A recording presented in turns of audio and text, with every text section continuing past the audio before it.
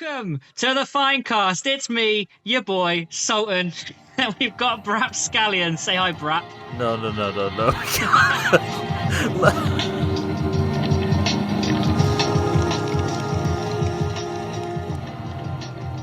This is episode 1 of a brand new podcast, right? This is episode 1 coming to you right now, and this is called the FineCast. That's the name, the FineCast, right? Have you got? No. No? It's called the FineCast. Oh, it's called Cast. This is called the Fine. Not cast. This is called the FineCast. Anyway, this is the FineCast, and these you know us already. You probably know us already. We got my name is Warsmith Chris. I do some other shitty podcast. Then we've got Brap Scallion. No one actually knows who that. He's a community manager of something. And then we've got the real celeb here, which is Sultan. You've probably watched him. I don't know why I'm waving. Yeah. This is an audio only podcast, but it's Yeah, cool. it is, It's yeah. cool. This is Fucking hell. I don't know why Anyway, I'm waving. Christ, He didn't have it's to say audio that. only. Yeah. He didn't have to say that, did he? No one. The people who were Yeah. listening didn't know he was waving. Fuck me. I feel like I want them to feel like they're here, Yeah. in this mess. Look, we've named ourselves after a very well-known shit Games Workshop project. exactly. So That's they know what important they're to getting. get. That's important to get across. People on the outside will think, "Oh, FineCast, that sounds fancy and posh." But real heads, people in the hobby, will know what a pile of shit this podcast is going to be, and we're proud of that. We're owning it, aren't we? We're owning it. And just We are hot garbage. And just to like exemplify that, we've got Sultan is currently like on a phone with a headset plugged into it, with a microphone plugged into an iPhone. It's a nice microphone. All that kind of stuff. I'm sat here. I've got a really fancy microphone. I've just got a Turtle Beach gaming headset on right now. Like There's that product placement already. We're getting them sponsorship Turtle deals. Beach for you if you want to get dead good at Warzone. Get Turtle Beach. And I think, Brap, you're on an okay microphone, aren't you? You're on a whirly it's shit when. You know it's shit when I've got the best setup in the bunch. Like if I'm rocking the best shit, then you know that this is going to be a car crash. You've got bloody earbuds in. Also, let's point out that you two got your £200 mic. Sultan can't work it because he's bloody in the middle of nowhere. Chris just can't be arsed. This is the level that the FineCast is coming at you for. This is the approach. We're starting off high. It's only going to get better from here. But I'm excited, boys. Yes, We decided to do this. This is our own podcast, no holds barred. Craziness abounds. We can say whatever we want. Yeah. It's going to be unfiltered, nonsense, 40k, and other gaming system chat, and it's very, very exciting. It is. I hope work never see it. Yeah, exactly. And this is going out publicly as well. You'll probably listen to it now on iTunes, Spotify, the other ones that they keep going on about that no one Pornhub. uses. Beat Boop, Pornhub, Beat Boop. MySpace. Yeah, MySpace. We haven't got an especially. OnlyFans yet, but we'll get there. Just Eat. Just Eat, yeah. But anyway, this All is the the good FineCast, ones. right? This is the FineCast, and the idea is we came together. We said let's do a podcast, and it's going to be hobby related. And this introduction that we've just done, I think, is perfectly setting the tone for what to expect from us, right? So we are actually going to talk about some hobby in a minute. We're going to talk about some Warhammers stuff in a minute because that's what everyone loves. But yeah, just to set the tone, this is where we're coming from, and you're just going to get some raw, unfiltered, big lads, and I do not give a fuck on this podcast. I'm just going to say whatever I want. I'm going to be stupid and daft, and if I've got opinions, I'm going to say it because I can't get in trouble because it's our podcast. You know what I mean? When we're on other channels, we're on DZTV, which we're all regulars of. We can get in trouble from Big Daddy Winters, but here, he's got no power. Just don't admit to all the felonies, Brap. All right? Just don't admit to them. You can get in trouble for those. No. You can get in trouble for those. We'll keep above the law, but only just. So that's a tagline. We had a little. So actually, no. Here's a funny thing. So today, we, as of this recording, right, we don't have all our bits and pieces together. So we thought we'd get in and do an episode. We're waiting for all our bits and pieces to come together, like logos and all that kind of shabazz, right? And I was trying to think of like a tagline or something for the podcast earlier, because having a tagline really helps to get it out there. I don't know what the tagline's actually going to be for people that are listening to this now, but the worst 40k podcast ever. Just kept like everything I thought of just kept getting pushed under by that, and it probably is just the worst podcast ever. But you could be the judge of that. If this is the worst one ever, there might be someone. There could be someone worse than the us. conclave. We might have to straight out the gate. Straight out the gate. You said I could say what I wanted. I'm just going to start going for jugulars. We could say our strapline could be everything's great except the content, because the logo is going to be dead nice. The music's going to be dead nice. Yeah. Sound quality will be decent. Hopefully, everything's good, but the content. As this is the first episode, actually, who did the music? That music's really awesome. We just listened to. Who did that? Yeah, we're gonna say it. We're gonna say it every single episode. That is my friend, a guy called LA French. You can check out his stuff on lafrench.bandcamp.com, and he does like lo-fi beats and stuff, and does lots of nice guitar stuff like that. You should check him out. Oh, very nice, very nice. Yeah, we'll shout him out, but we'll usually, I would just want to get in there early because I really enjoyed that. And thank you. But listen, we're not here to talk about lo-fi music. We're not here to talk about. We're not here to talk about catchy titles. We're here to talk about Warhammer. That's what we're going to talk about. And what we've decided is every single episode, we're going to bring a main topic. We're not going to do the certain podcasts say, "Oh, what have you been working on this week?" Oh, yeah. Like, no one gives a shit. Yeah, no one gives a shit.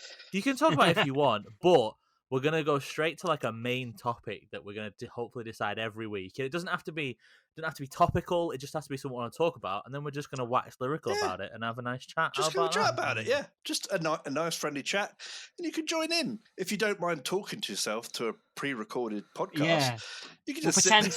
Oh, great point, Stephen. Yeah. Lovely job. Listen. Yeah, I'm sick of all these. You can join in. You can be a thing. No, nobody's joining in. No one at home's joining in. Not that.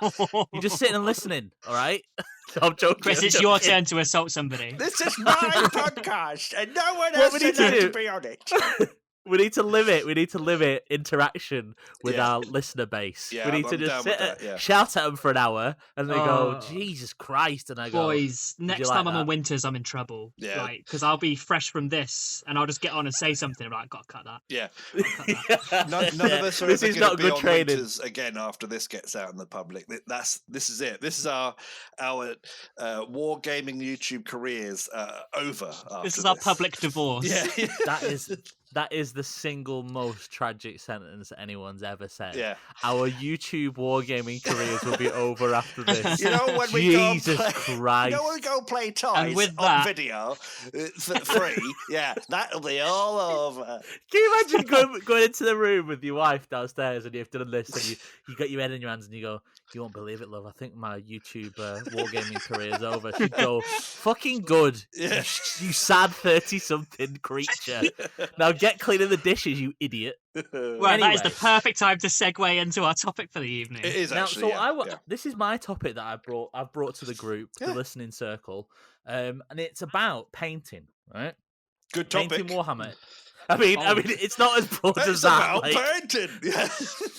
It's specifically. Fucking love a magnolia coat. All right, it's awesome.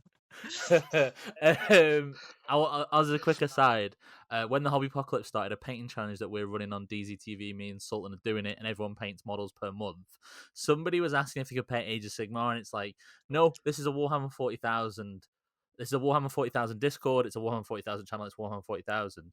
They kept asking, so I said, "You can't paint Age of Sigmar. You can't paint your spare bedroom. Listen, you've got to paint Warhammer 40,000 models." And they just, get out of here, you Gandalf virgin. Yeah. As Brad likes to say. Thank you.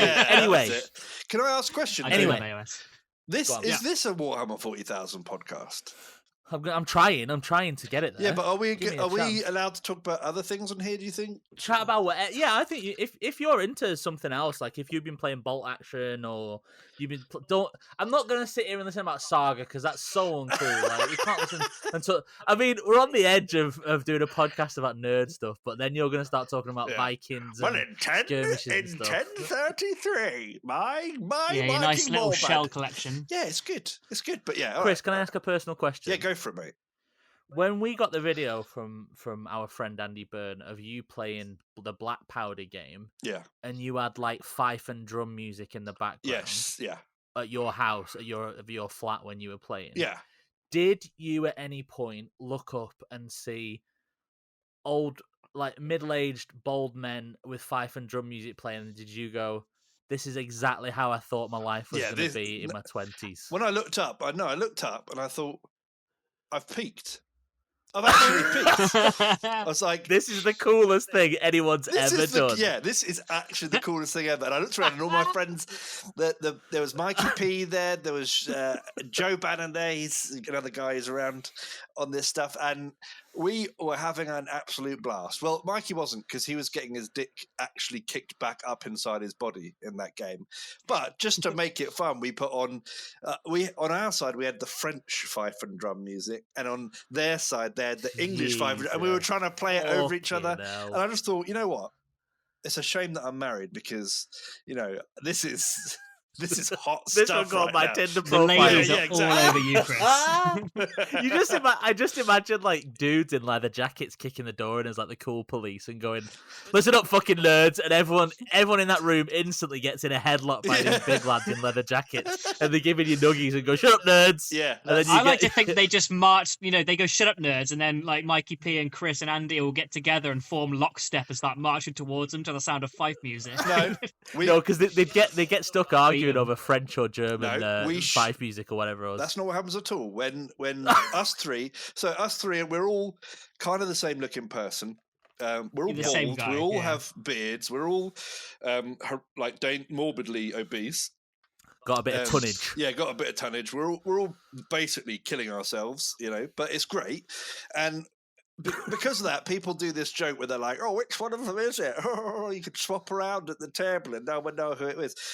Just a quick disclaimer, by the way, I've always done a northern accent when I do that, because I think northerners sound a bit divvy, crap. you know what I mean? But that's why I do it, because it's like, anyway, we bash fists together and we shout "fusion," and we turn into, it's a bit like the Power Rangers, Like Voltron. Yeah, old Voltron. It's a bit like that. Basically, we combine our powers and we just become a foot taller and look exactly the same, and nothing happens. I love how three of you just to get an extra foot on you. Like, we'll all combine, but we're very tired and old. Anyway, listen. Right, boys, we need to get on topic. We need to talk about hobby, right? Listen. So, I want to talk about painting. I want to talk specifically about speed painting, right?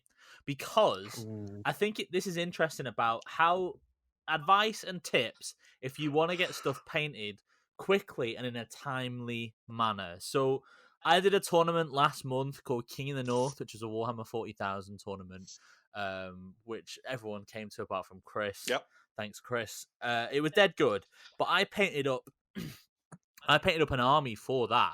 I was TO in it, so I was running it and being the tournament official. But you bring an extra army just in case there's an odd number of players, and so that, just in case you need to play somebody. I didn't need to in the end, but I painted up a 1250-point army in a space of about a month.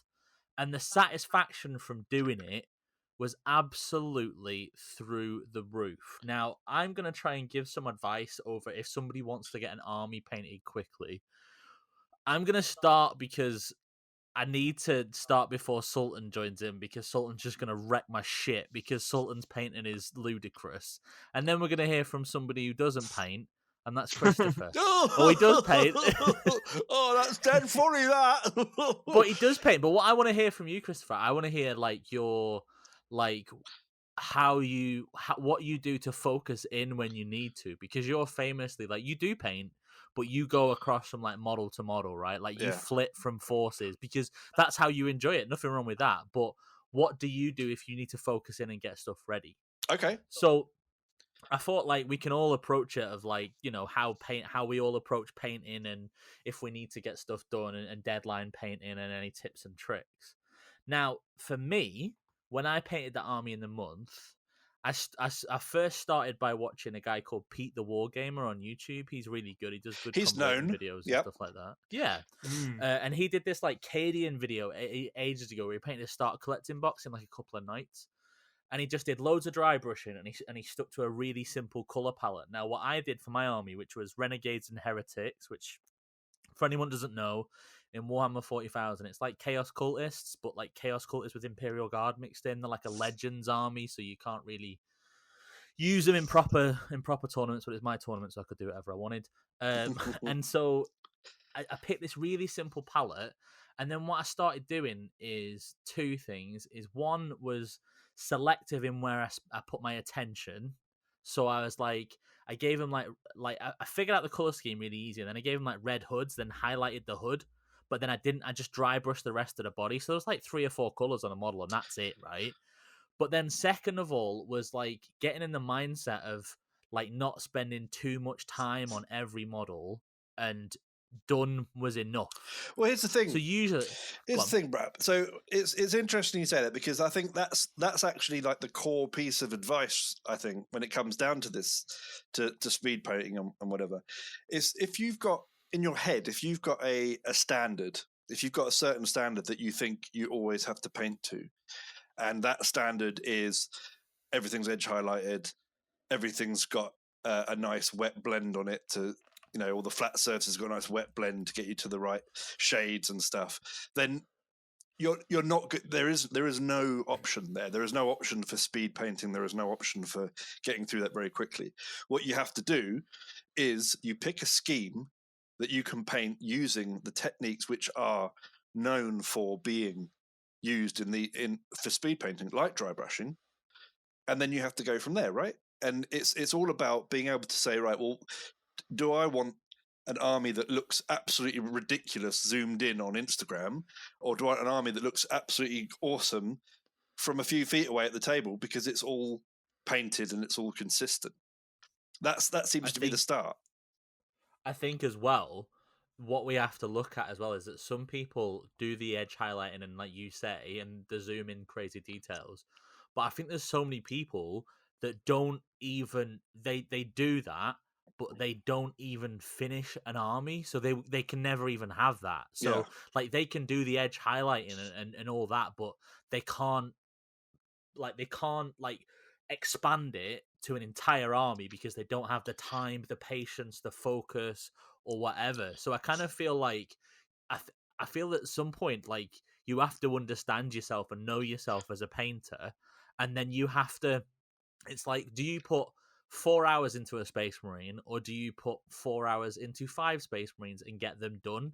Like, I think like that's a really. I think people who are struggling. This all came about because of the Hobby Apocalypse, right? So I think a lot of people will know this who are listening to this, but we're all members of the DZTV. We're all regulars of DZTV, and one of the things we're doing is a painting challenge, which sort of starts every January, and you paint 250 points a month. And what I've seen in there is a lot of people get really excited about the fact that they might have armies, painted armies for the first time, because they don't usually have the consistency and like the ambition to push through and get an army done. And I think there's people like that who are really talented painters, but they don't keep going. So I'm thinking, like, do you have to sort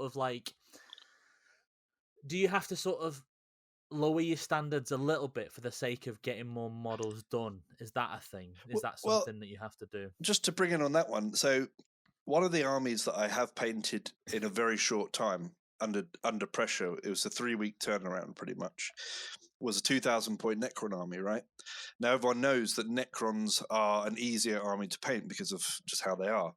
I think your army choice is a big part of it as well. There are armies out there that are designed to be extremely detailed and extremely difficult to get quick paint color schemes down. Chaos is one, with all its Baroque army, all the little tiny shapes and everything. I think Eldar, to a certain extent, are in certain cases.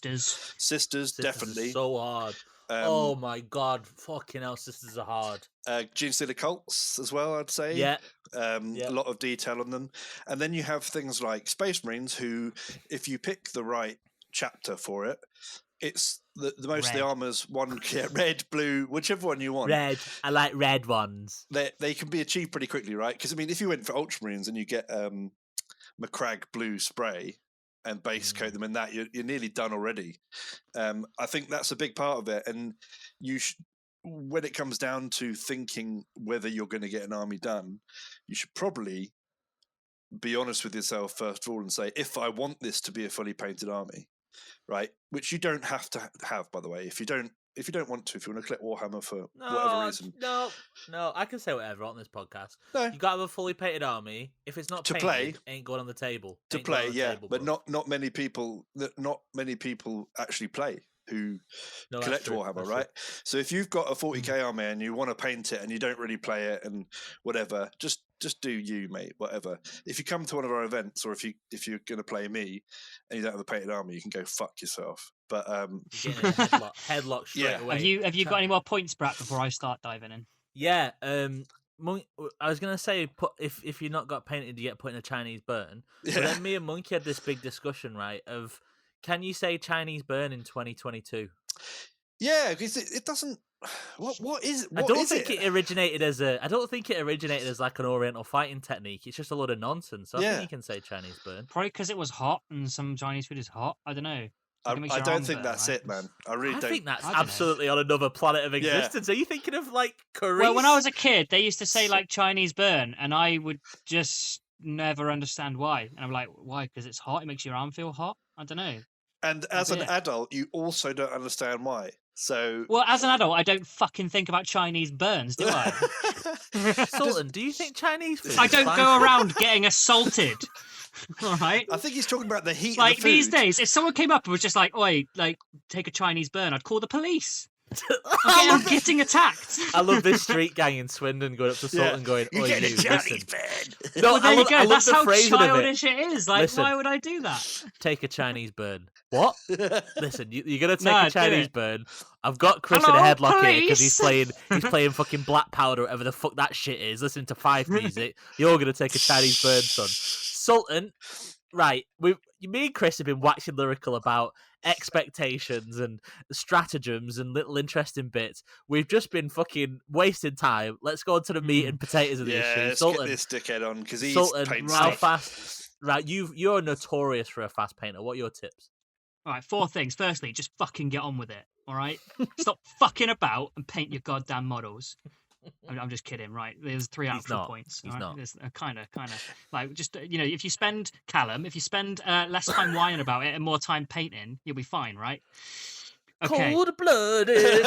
We know Callum's a guy we know, lovely guy, but he's always saying, "Oh, I haven't got time to paint this." Like, look, if you spent as much time painting as you did complaining, you'd have had several painting armies by now.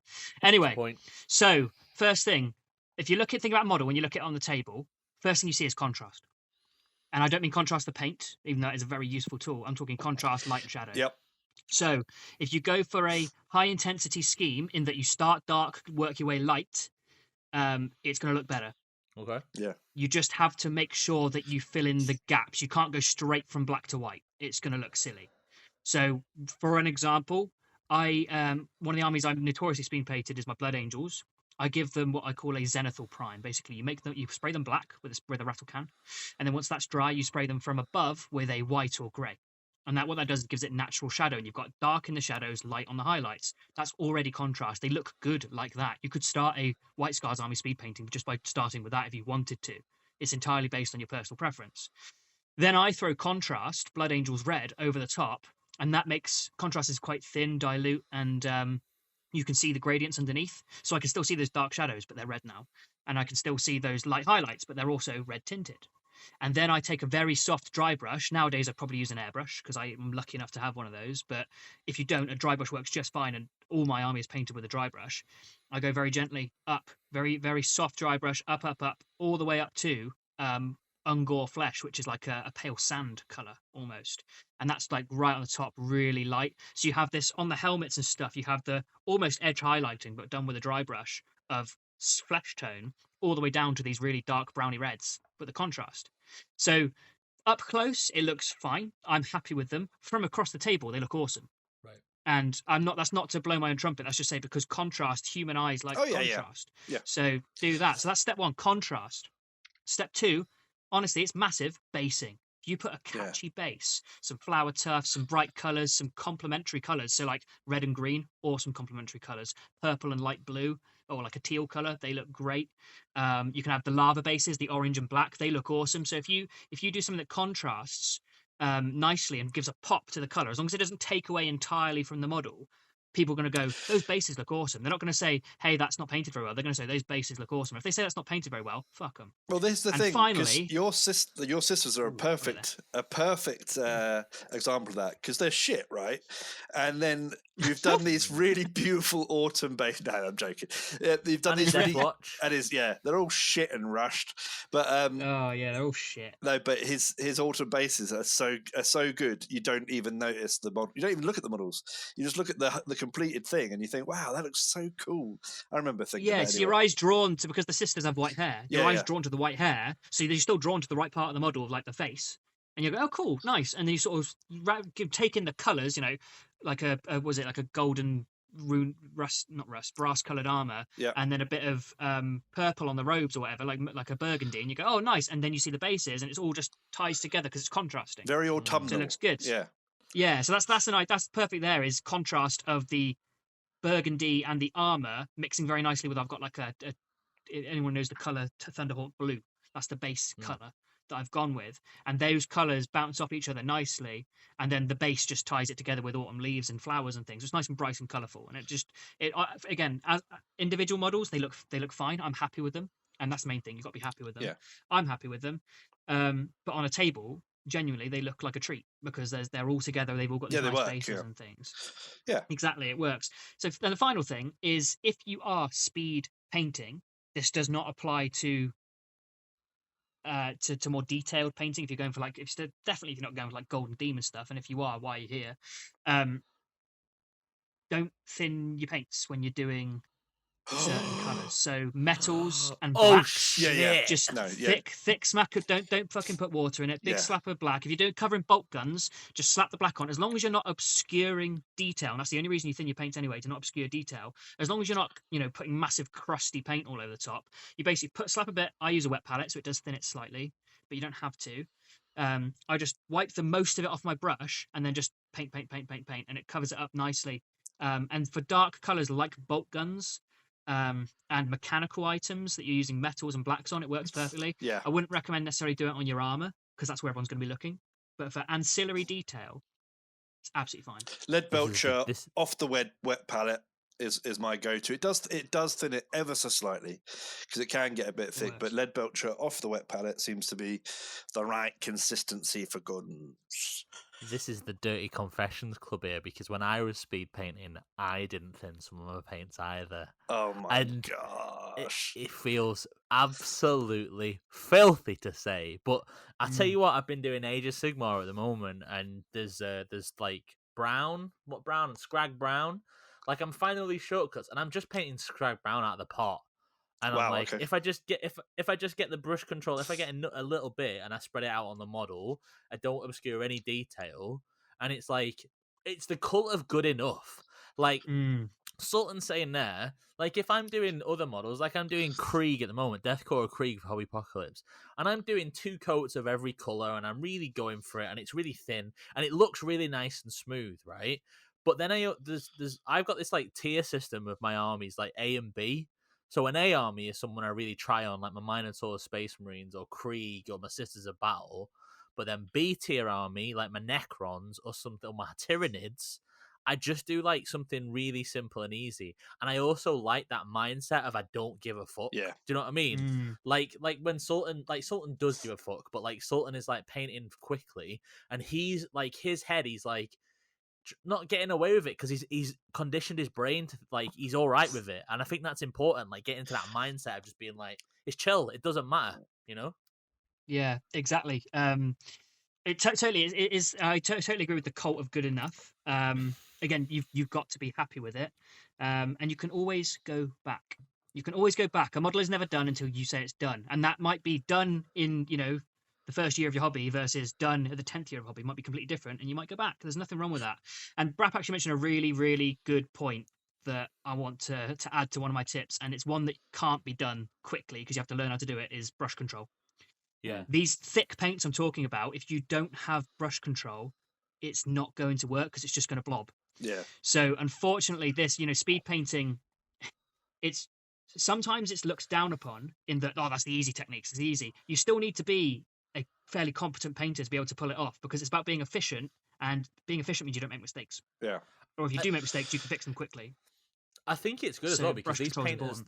these painters that they're usually pretty good. The ones that lack a bit of focus, maybe, because they do loads of test models and they paint here and there and stuff, but their problem is getting over the finish line and getting loads of models done.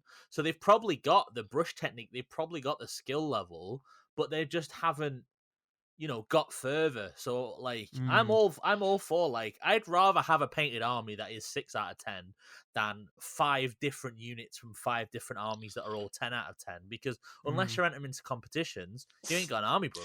You've got like 5 different, you've got all test models. Unless you're going to run like a Dogs of War Warhammer Fantasy style 40k like test model army, it's just not good enough. Well, here's the thing on that regard as well. So over on my Instagram, you've got my Death Guard that are on there. So I painted my Death Guard in a month last year. I'm gonna look at them now. And it was basically that it was. I went into the army for a start saying, right, I want to just paint these. Right, I just want to get my Death Guard painted. They're not going to be masterpieces, but I'm going to figure out a scheme that works for me really quickly. So I figured out a scheme whereby I sprayed them Corax white, then I washed them in Seraphim Sepia to get the armor color I wanted, and then I kind of went. I went mad from there, right? And I think that's another important thing is that A tier army, B tier army. That's an important thing to have. So I painted the Death Guard last year as a B tier army. I painted the Necrons the year before. Still look awesome as a B tier army, but I made sure that it was something that I had. There's a creative process to make the most of the simplest thing I could do. So with the Necrons, it was okay. Everybody does kind of a similar thing when they're speed painting Necrons, but for me at the time, it was okay. I'm going to start off Lead Belcher, and then I'm going to start washing them with.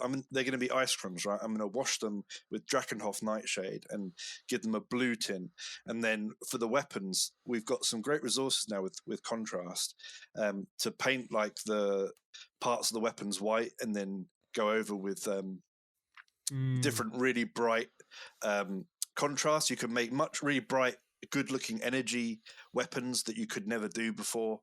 It's doing that without an airbrush that's important. Yeah, right. That's the thing. You're doing essentially an almost airbrush technique, but not. I wouldn't say faster, but you don't need the airbrush. You don't need the airbrush. That's the big thing, because airbrushes are complex. And it doesn't have that super smooth gradient of an airbrush, but you can.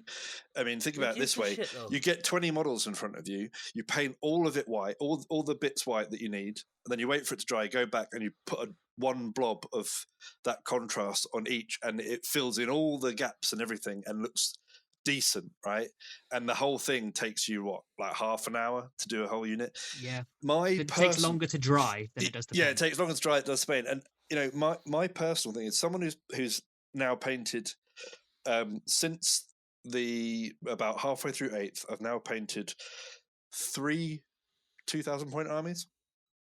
The Iron Warriors I painted in a traditional sense, and as I went and edge highlighted all the gold rims and everything. The Games Workshop style, right? Yeah, and the other 2 armies that I've completely finished, I've painted some Age of Sigmar armies as well, but the other 2 40k armies that I've completely finished have been kind of like this speed paint style. I think painting in large batches works for me really well. And the reason why that is because I work off a wet palette, and I can sit there, put on YouTube or put on some music or an audiobook or something, and really get into the process of painting like your base colors or this or that, and then make sure you use a scheme where you can unify it really quickly. And there's a massive amount of satisfaction as you do each one. So with the Death Guard, it was that Corax white base, and then the Seraphim Sepia, and then as you go over it with a bone color, dry brushing, your whole armor just comes to life. Then it's details after that. There's a lot of details, but yeah, that there's a lot of satisfaction with that in huge batches. So Chris, you've painted since 8th began. You've painted 3 armies to 2,000 points, right? Yes. Iron Warriors, and your other 2 are Death Guard and Necrons, right? Death Guard, Necrons. Have I painted any other? I've painted a Flesh Eater Corpse army. Well, that's such a telling thing for people that don't know Chris is like a hobby butterfly, as they call it. Like Chris likes doing little bits here and there and building up stuff slowly when the mood takes him, which is absolutely fine, right? That's like that's a valid part of the hobby, and if you're enjoying it, all it is at the end of the day is a hobby, right? So if you're having fun, then you're doing the hobby right? But like that's so telling that with this method of getting shit done, you have painted 4,000 points in 2 armies just like by getting it done. That's a testament to that good enough. Yeah, but Necron, both of those things were for something, right? So I'm a person who, if I don't have to finish it, I don't like rushing through my models, and I like variety. I'm a big fan of 40k in general. I'm not like, although I do a lot of chaos stuff, I really love 40k and always have done since I was young. And I love all the models. And for me, just interacting with different models and, building some Eldar and then building some demons and stuff, that's where I get my fun from. But when there's an event coming up, right? So for the Necrons, it was for the confrontation event that I went down to with Liam. And it's like, okay, well, this is for something specific that I really want to get done, right? That's why I did those then. And then for Death Guard, it was a birthday last year, and a bunch of dudes were going to come around and we were going to play some games, and then we were going to do, I did 5 moons, right? I did I put on an event. I was like, okay, I want to get it done for that and for 5 moons. So I'm going to paint it specifically for that. Everything else, people set themselves their own goals to paint armies with no, at the moment, I've been TOing a lot of the big events that we've been going to. I haven't had any need to finish an army for that. Maybe some odd models here and there. So I don't, and that is just how I'd prefer to do the hobby. I don't get rewarded by randomly doing a 2,000 point army and then knowing I'm not going to be playing with it or doing anything with it for X amount of time, because I've got my armies painted ready to go when I want them. So for me, it's completely different in that sense. You see, for me, like painting up an army and putting it on the shelf and like building the ranks up, like that gets me aroused. Like even like it doesn't even have to be for an event. Like I get what you mean. Like I love painting up stuff for an occasion, but I also just love like grinding away at an army. But maybe that's because I prefer like painting to playing, I think. So but I think I tell you what though, like speed painting tip is just start Necrons. Yeah. Because like Chris, like we've all in this room, in this hallowed hall, all 3 of us have done Necrons. Sultan, you've got a Necron army on sort of the cheeky back burner, haven't you? With Imperium and stuff coming when you can be very slowly. Yeah, they're just kind of a background thing because I haven't had my hobby time's been focused on other armies and other projects. But yeah, they're there. They're one of those things I can knock out a few warriors in like an hour or 2. But that's what I mean. Like I can do a squad of 10 warriors in a day. Like that includes drying time. Mm-hmm. They are unbelievable. It's such a clever idea by GW to make Necrons like a starter army because the rules are pretty easy, but the models are they look so cool and they're so quick to paint. And like as soon as you get a tin of lead belt to spray paint, it's game over, bruv. Like you just paint that, slap some contrast on. I tell you my tip for speed painting any contrast paints are brilliant. Only, in my opinion, only after you've put either Null Oil or Agrax over the top of them. As soon as you do that, the contrast paint for me just goes bam. Unless you're dry brushing like Sultan says, but like I just slap loads of contrast on and then put Agrax over it, and it just sorts it right out. I love it. I don't think you even need to do lead belcher. I mean, Necrons paint themselves to a certain extent, and if you are one of these people who is lacking a painted army and you're struggling with committing to, you've picked something and you're struggling to get it done, Necrons, you can be so creative with them as well. You can come up with so many different cool things to do with them. I think, was it Midwinter Minis who stuck texture paint on them? Oh, texture paint on his shoulders. It's Sandstone Necrons. The Sandstone Necrons. Just as easy as any of the other ones. A real super quick, super simple thing. Looks completely unique. My Icecrons at the time were completely unique. I just shoved contrast paints over metal to make metallic blues and stuff. A lot more people are doing that now, but I definitely was the first ever person to do it. We want that on record. Yeah, first ever person to paint Necrons. I was. You can come up with all kinds of cool stuff, and I'm sure there's loads of. If you get creative with some texture paints, or whatever, there's loads of really cool schemes that you could do super quick.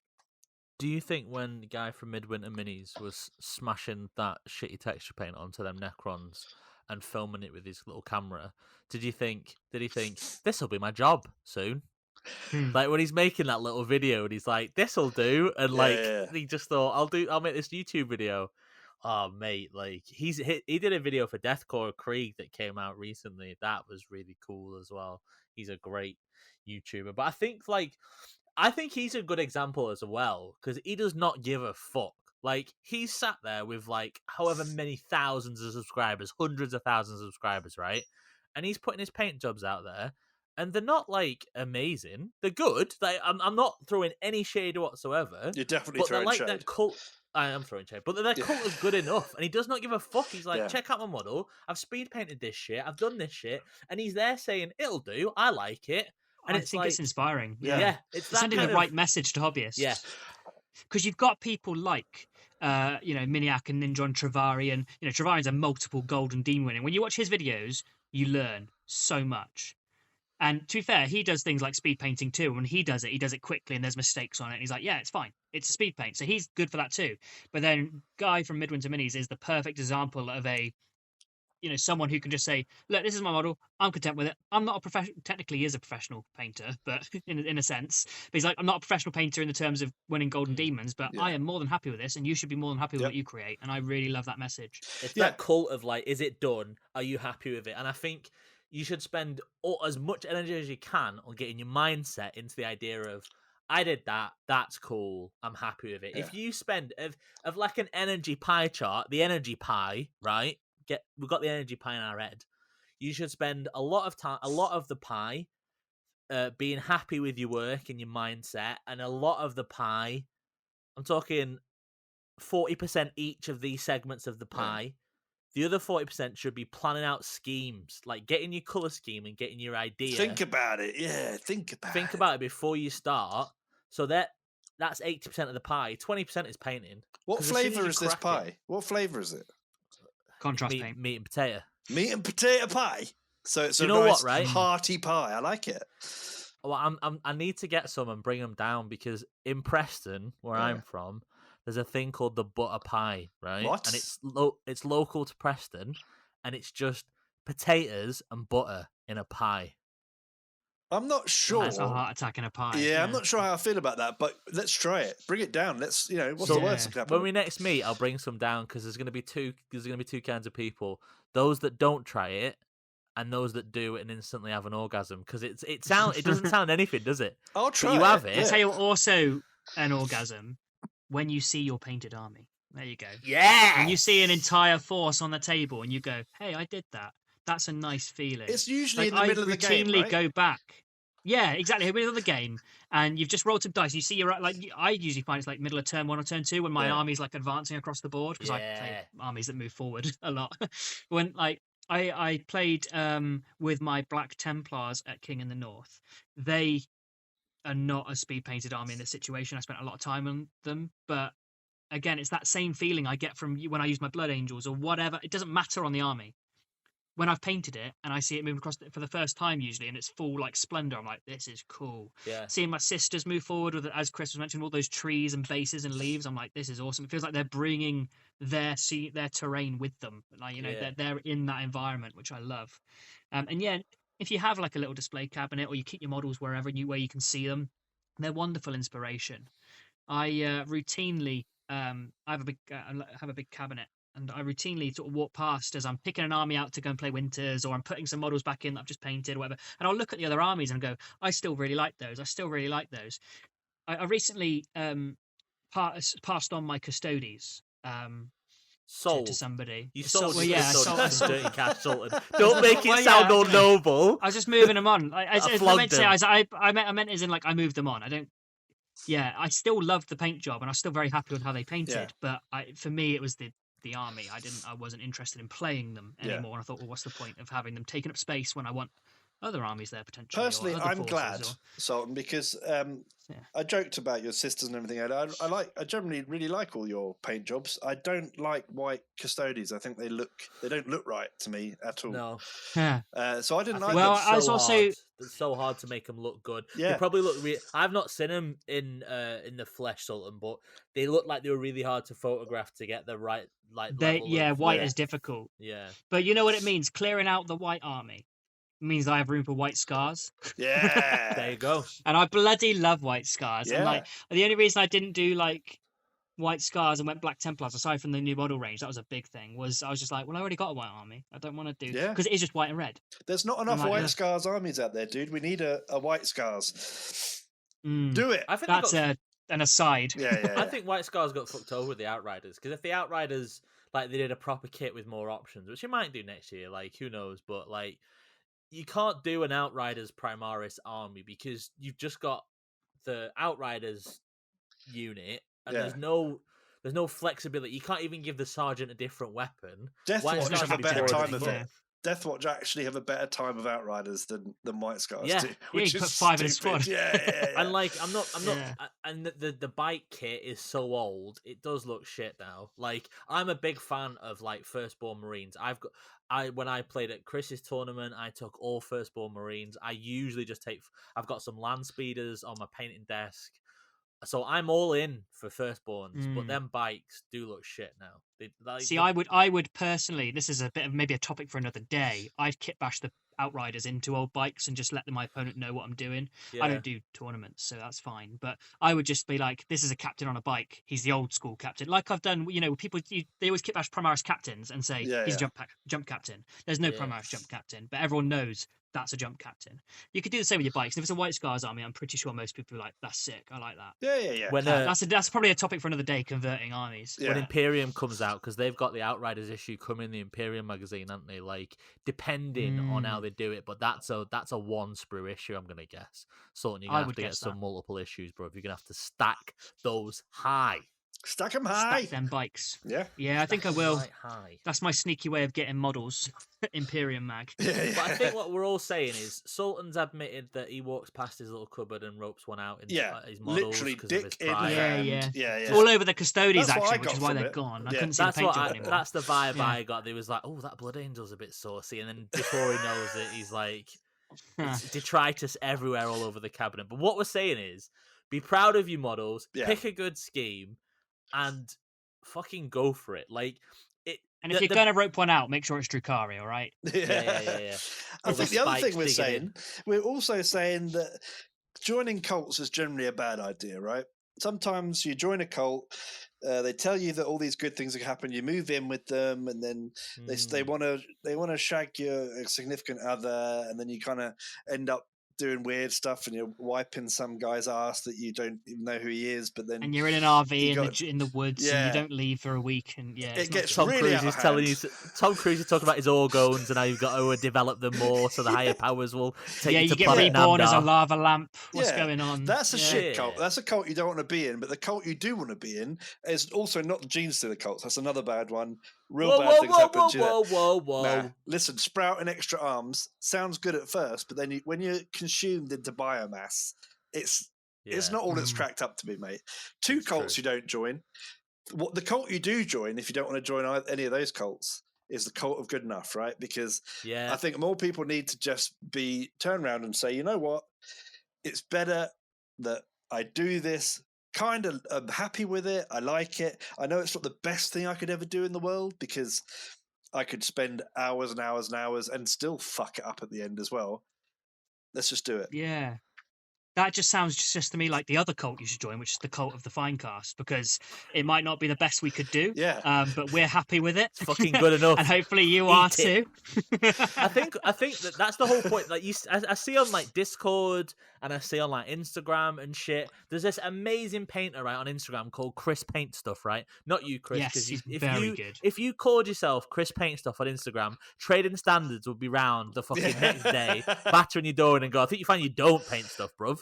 No, there's a guy called Chris Paint Stuff, right? And he's got like, is it Emperor Spears, Emperor Sides? Size of the Emperor, right? Yeah. And he does all this painting. and it is absolutely next fucking level. Yeah. It is Box art, better than box art, yeah. It's on another level. It's better than heavy metal, right? It's incredible. And you see his little captions, and he goes, "I'm not too pleased with this," and he's not doing it for sympathy. He's doing it autobiographically. He doesn't give a fuck what you think, but he's just being honest. And I see that, and it breaks my heart because I'm like, bruv, you know it's good, but you don't quite know how good it is. Yeah. So all the effort and time that he's putting in is kind of a waste of time because he's not getting the pleasure out of it that he's done the models. I see. Recently, I absolutely agree. I did see that more recently as he's been back and touched a few things up. He's been a lot more positive, which is nice. So because it's nice to see people happy with their hobby, right? Not always nice unless to their touch hobby things is up. murdering people. Just want to say, you shouldn't always be touching things up. Very specifically when it's a paint job. That's right, and also don't murder people because that's actually really rude. Yeah. That's not a good hobby. No. This is some solid advice, boys. This is some solid advice we are doling out. Right, so don't join Gene Stealer cults unless you really wanna. Come on. Don't join the cult of Tom whatever Cruise, we said the other bad shiny one was. teeth, Tom Cruise. Oh yeah, lava lamps. Don't do join the cult of good enough for you. Yeah. And that's all that matters is for you. I'm pointing at the screen, no one can see that. And then do join the cult of the FineCast because we're good enough. It's good enough. Good enough. It's good good we enough. are the cult of good enough. Just want to check, boys. Episode 1, we've slagged off Scientology. We're just checking that off, because they're famously not litigious or anything. So we've got that out of the way. We've started as we mean to go on. Fuck off Scientology. It's a great start. I look forward to one of them being outside my house. Tell me more. That is when they sue your ass. I think it's cute that you think anyone is going to listen to this. That's apart from us 3. This is going to have 3 listens on iTunes, and it's going to be 2 of them are going to be one of us, and one's going to be the other because one of us just didn't even listen to it back. And that'll be it. I think if anyone's going to listen to it, it's going to be a Scientologist. Just the one person is like, hey, I hear they talk about Scientology in this one. Yeah. Do you think? Yeah. Do you think like? Because Scientologists believe in aliens and all that shit. Like when you get to the end of it, like it's about aliens. Do you think there's some people like listening to 40k, like they're looking at 40k and looking at Tyranids and going, well, that's wrong, like because they know about the aliens. They're like, they don't have teeth and shit. They've got like big heads or whatever. Yeah, and they're trapped in a mountain and. The battery. Before we wrap up, slightly off topic, but I learned something new about 40k today that I didn't know. Yeah. And it's about one of the Xenos races who don't have an army. And it's basically, and I don't know if any of you would have seen it on like YouTube or whatever, but there's this guy called Wes Hammer who does like shorts and he does little lore excerpts and he's actually pretty good. And he talks about this race of aliens. I forget the name, but they're like maggots, but like they're formed in humanoid shapes, but they're all maggots. Wait, isn't that what the Tau are friends with? I don't know. They're not. They're not friends with anybody. Okay, all right. But these guys, they go around. They look like wear hoods, and they've just got maggot faces. It's pretty gross. Chris, they're a fucking bunch of maggots in a human suit. They're not friends with anybody, bro. They're not they're not friends with anybody. But all they do is they go to planets, and they're basically almost vampiric. They go there, they feed off people, and then they fuck off. They don't take ground. They don't fight Imperial armies because they don't need to. They're just creepy nightmare monsters. And I learned about them today, and I'm like. I've never heard. I like to think I know a fair bit about 40k. Yeah, I've never heard of that. There's always more to understand. Yeah, that's a pretty cool thing. I'll try and find the name. I think they're called like the Slurg or something. The Slurg. It's the Slurg. It probably is GW's naming convention. So it sounds like just attacking, eating, and fucking off. Just sounds like me at a pizza. Just big lads, big lad behaviour. Tau are friends with some tiny worms that are super psychic. It's one of the auxiliary races, and they're like. The little worms had to kind of psychically tell the Tau not to tread on them and stuff. And here you go. I found them. Are they the Slurg? The Sloth. Slaugth. They're terrible and monstrous beings steeped in evil with whom only the most depraved or utterly desperate have deemings. So Chris, they're known as the Maggot Men, Dream Eaters, or Carrion Masters. But they basically just have... The Inquisition know about them, and they're apparently freaking terrifying. Go and Google that. That's SLAUGTH in Warhammer 40k wiki. The fandom wiki I'm looking at the moment. They're like a really Slout. They're pretty interesting. Yeah. All right, I learned about them today. Yeah, I've never heard of fun little lore tidbit for you. Yeah. Imagine the Tyranids coming down to your planet, and the Swarm Lord rears up and goes, "Rah!" and he cuts you in half with a sword, and you're like, Fair play, mate. Fair play. You a fucking big bastard. But then imagine you're just having dinner and you look outside and go, "There's a lot of worms outside," and it's like, "All right, yeah. Just are they scary? Not really. A bunch of worms." Next thing you know, entire planet dead. It's so embarrassing. Imagine if Cadia fell to a bunch of fucking weird little worms. It'd be like, it's like, oh, that's a weird little worm. Oh, it's freaking eating me. Can you imagine Abaddon on his way, on his Black Crusade, right? And he's got summoned all of the Chaos Legions that remain. He's made all these alliances and he turns up and there's just like 8 worms left because the other ones are fucked off. And he's like, what happened here? And they're just like, oh, cheers, boys. We've done him in, mate. You're too late. It's like, what? Yeah, us, me and the lads, we just did him in. Like, where have you been? And Abaddon and his Black Crusade is over because of worms. Brilliant. The worms did it. They fucked it. They fucking beat you to the punch. You were beaten to the punch by a bunch of worms, bruv. Yeah. Yeah, wearing clothes. They were clothed worms. Right, hang on. This is important, right? Is it a little worm in like a little t-shirt, or is it like fucking 6,000 worms in a big trench coat trying to get into the cinema to watch an 18 The second film? one. That'd be fucking sick. It's like, is that Terry? Oh, he's looking a bit. Oh no, shit! And the coat falls down, and it's just a bunch of worms going. You fucking what, mate? You're dead. Yeah. Holding a cinema ticket. Let me in. Yeah. I want to see Silence of the Lambs. We're not old enough. Now, I don't want to be the one to like throw shade over this brand new thing that you've discovered. But like, how hard is it to beat a worm in a fight? Is the question. It depends how big the worm is, right? The ones from June, pretty hard. Oh yeah, the ones from June, yeah. It's like an embarrassment. Like if your planet, you imagine like the guard, right? The guard regiment, and they're all battered and bruised, and they're sat on the carrier, right? And they've just been folded into another regiment, and goes, "Oh God, what happened to you guys?" And then it's like the worms, fucking worms, mate, worms, everything. So what did you do? Well, we couldn't stop them. You got shoes. Yeah, every time we cut them in half, they just kept sliding off. Yeah. Yeah, just squeeze it. Just squeeze one. Not even that hard. Like squeeze it gently, and it's gonna die, mate. You weren't there, mate. They had really little teeth. It was fucking. It was horrible. Really little teeth. Do you think, right? You know, like with the worms and shit, but you know, all like the tower auxiliary races and all the mad shit. Yeah. I definitely think there's some kind of bet with the law people going on of what mad shit they can do, and they think of this stuff at like 5 o'clock on a Friday evening in the pub. And they go, right, shall I write some little worms into it? And they go, yeah. What? I bet you can't. They go, I bet you it's fucking tenner I can get worms into it. What should I call them? Yeah. Sloths? Yeah. Well, make them psychic. Yeah. Just spell it different. Spell it fucking weird. They'll fucking eat anything, these bozos. Yep. Oh, that's a great thing I should do to the worms. They can fucking eat anything. It's the audience. It writes itself. That sounds like an awesome way to wrap up our first mess of a podcast. It does, yeah. And usually this would be the bit where we thank everybody, but no one's even heard this, so we're not going to be thanking anybody. And we've already said the name of your buddy, but you might as well say it again so that people don't forget. This is what we're going to do. Every single outro, right? We really need help for this podcast. So the way all the algorithms and all this shit works is that we need people to like, we need people to subscribe to the podcast. They can follow it on iTunes or Spotify or whatever. But what would help us more than anything is if you leave good reviews, like 5 stars, if you think it's worth 5 stars, and if you just type a little thing saying, this is great, love the worm chat, like whatever, right? These so if you type that in there, these bozos are awesome. If you put that, we'll give you a special shout. But anyone that does that, we'll be looking at Spotify, we'll be looking at iTunes and stuff like that. Yeah. If you leave a little review, we'll give you a shout out at the end of the next episode. We will read the review if it's good enough. We'll read the review. We'll try. Or we'll just give them a cheeky little shout out, and we'll say thank you very much for giving us a review, because that'd really, really help us. Big time. Because what it does, the 5-star reviews actually push the podcast up. So when people are browsing the topic that you are part of, it makes it it pushes it up the suggestedness. So when they search for, it also makes your genitals better. It does. Whatever they may be, just they're better. They're just better versions of whatever they were. Yeah. Mega genitals. Brap, where can people find you if they want to see you and your models? If they want to see me, I'm on Instagram at DZTV_Brapscallion, or I am on the DZTV Discord as Brapscallion.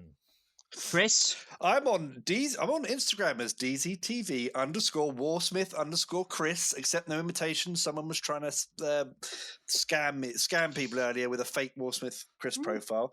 But I'm also on the Discord as just boring old Warsmith Chris now, because some community manager took away all my fancy writing so that people could tag me and say nice things. That wasn't me. All right, that wasn't me. And now to self-publicise, you can find me on Instagram at DZTV_Sultan, or on the Discord just as Sultan. Or if you're so inclined, you can head over to YouTube and find me on Sultan Plays, capital S, capital P. And I'm on with two of these bozos sometimes, playing some Warzone on a Friday night live stream. And other days there are nice hobby videos for you to consume, you little worm people in wearing robes. Yeah. Lovely. Also, the frequency of this, we've not even discussed this at the start of the episode, which we should have done. We should have done. But we're hoping no one's listening. We're hoping to do this once every 2 weeks. So is that bi-weekly? Who knows? Fortnightly. We're doing this fortnightly. So if you like it, we'll see you in a couple of weeks. Yeah. And thank you for listening. If you've made it this far, honestly, really thank you. You wake up. There's something wrong with you, but you know what? They're asleep. Legend of gaming. Absolute legend of gaming. But thank you very much, and we'll see you soon. Love you very much. Thank you. Bye.